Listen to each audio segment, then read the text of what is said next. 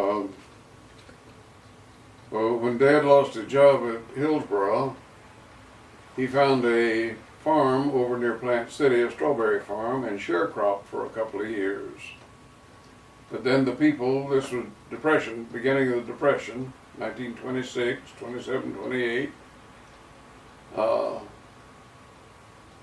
The people who owned that property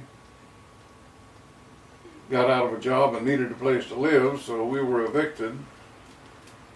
And grandfather and grandmother told Mother and Dad, well, you can build on that property out in Land Lake, and it was Lutz then, or Denham, and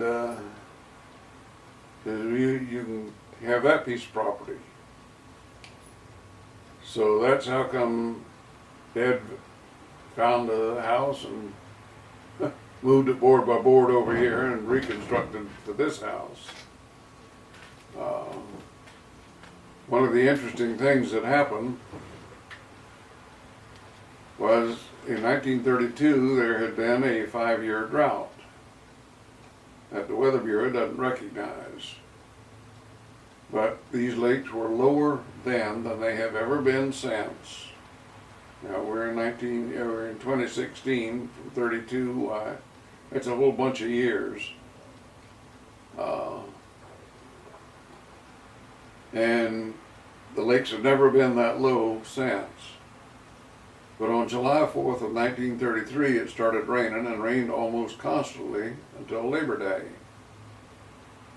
And where we are here was known as the island because in high water 3 lakes rose and met, so that this became an island, and we were marooned. The water was a couple of feet deep down there between the 2 small lakes where we drove through, and it became my job. Dad had come down with TB and was in the hospital in North Carolina. It became my job to take a boat and go to the south end of Lake Saxon, which is about 3/4 of a mile, to meet the ice truck and the feed truck. Now, of course, we had no electricity, so we needed ice for refrigeration, and we had cows and chickens, so we needed feed for the animals. Today, putting a 6-year-old out on a lake that size all by himself would be child abuse. But I would troll down and back and usually have a couple of fish to put on the table when I got back. So that was kind of important too.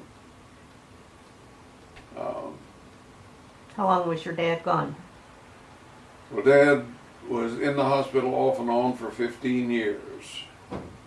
He finally had an arrested case in 1947, but the treatment for TB, he only had the TB in his left lung, so their treatment for it was to collapse that lung.